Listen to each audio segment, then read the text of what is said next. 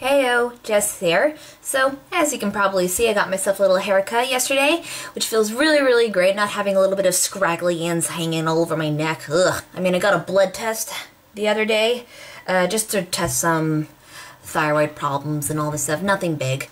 I wonder if I'm actually providing taste samples for like the Hungry Vampire Society or something. Who knows? So you're probably wondering, Jess, why are you wearing glasses? Now, I'll tell you this. I am not blind. I can see perfectly fine without glasses, except that on my dad's side, there is a history of farsightedness, so I unfortunately inherited that. Thanks, Dad. And I also have a slight astigmatism in my left eye, but nothing serious, of course. It just makes it really difficult for me to read some things or stare at the computer for a long time, or even makes it really hard to write or draw stuff. So I need these to help me. Well, they're essentially prescription reading glasses. That's what they are. So why am I wearing my reading glasses in this video? Well, today I'm going to read you a little list of 10 things that, as an American living here in the UK, I am so tired of hearing from people when they first meet me. And probably the most obvious question and statement that I find annoying is, are you American? I mean, obviously when I meet someone for the first time and I'm like, oh hello, my name is Jessica Hatton. And they hear what I say and they're like, oh, are you American? I mean, yeah, I get that my accent is very twangy and forward and so foreign compared to over here, but it's just, you have to be like so blunt about it and be like, oh, are you American? I don't like it. I mean, if you were to ask me where I'm from, I wouldn't mind. It's just that exact question, are you American? That bit just bugs me so much. I mean, what else could I possibly be? Canadian? Strangely enough, someone did ask me if I was Canadian once. Do I sound Canadian? I wonder if I sound Canadian. I don't know. Which leads me to the next thing I am tired of hearing. When someone asks me where in the states I'm from, I respond, oh, I'm from Washington State. Washington? You mean the capital, right? Like, people in America, even Americans do this too. It is not the same area. Washington State is located on the very northwest corner of the United States. Washington, D.C. is a district in Philadelphia, which is on the East Coast. And the only way I can possibly get people to understand this is say, it's the state where Seattle and Starbucks are. Does that ring a bell? I mean, I love talking about Washington. It's a beautiful state. However, there are certain words that I say that are obviously American, such as aluminum and potato.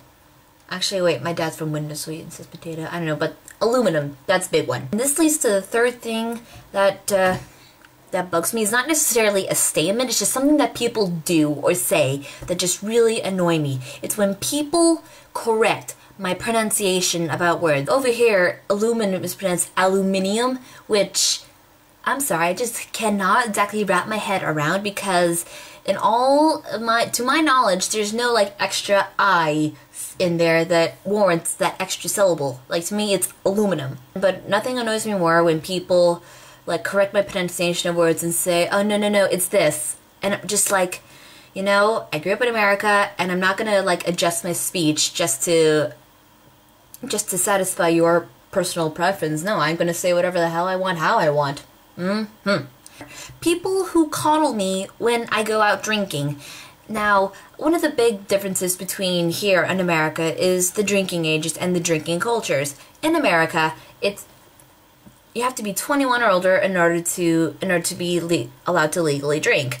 Here in the UK, you only have to be 18.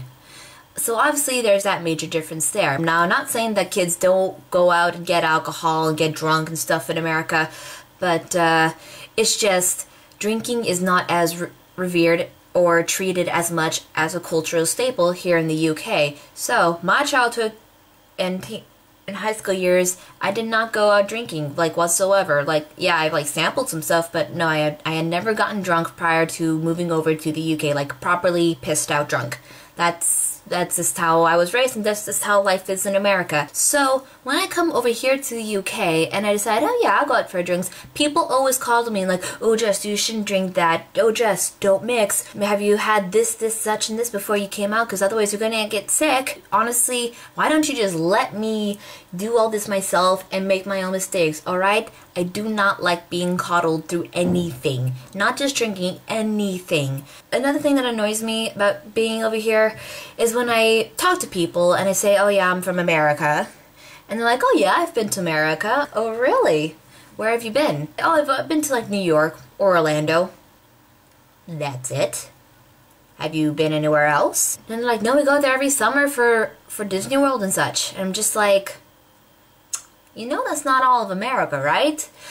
I'm sorry, but this is going to be a complete Washington State bias when I say this. If you have been to the East Coast, you have not seen America. You've seen the urban movie Hollywood version of America. That is just not America. I'm sorry, but America is, well, this.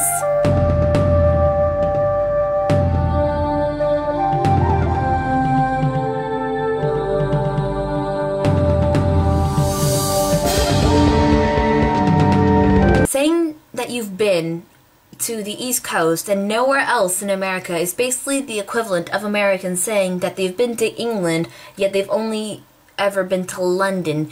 Do you see how annoying that is? I mean, UK people can understand how frustrating that is to hear from other people. So obviously, why shouldn't it feel like the other way around, you know? I mean, go out. There's a whole bunch of country in America you can go explore. Go explore America, people. Usually when I go out with a group of people and we're going out to go eat and I'm thinking, oh, why don't we go here?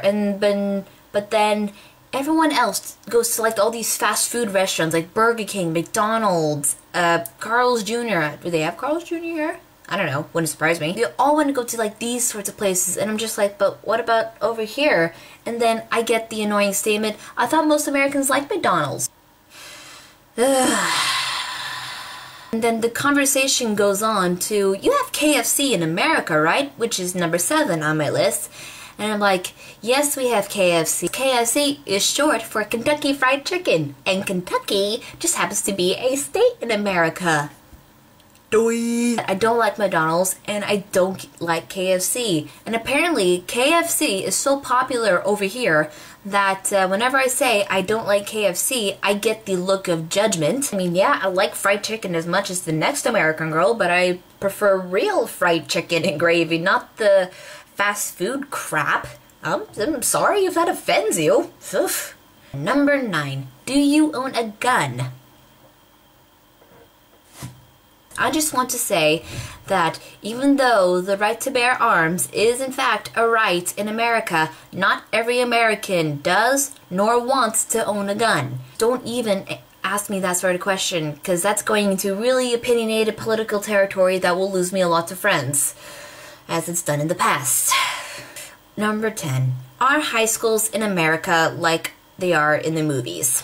Well, there are some aspects of high school that are similar to movies, like you have your cliques, you know, you have your art students and your jocks and your cheerleaders.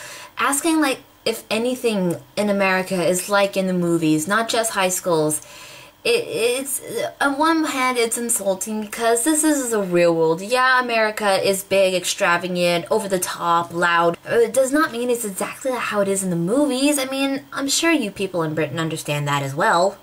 Let's just stop comparing countries to movies, okay? Let's just stop comparing movies to anything in real life, alright? Okay, American high school is American high school. British high school is British high school. That's just how it is. Let's remove movies from the factor. So I hope you enjoyed this little list of things that I'm tired of hearing. So in the future, if you ever see me in real life, you'll know exactly what not to say, and maybe think of some more things that are slightly more intelligent and or original. I wanted to put this disclaimer at the end though. The questions that I have put down here, while they have been said or mentioned by real people, I will not be naming no one. I have not named any names nor pointed at anything. So if you are a friend of mine and you have said any of these things, I am not upset with you, nor do I like you any less. I just want you to know for future reference whenever you meet another American. Bye-bye.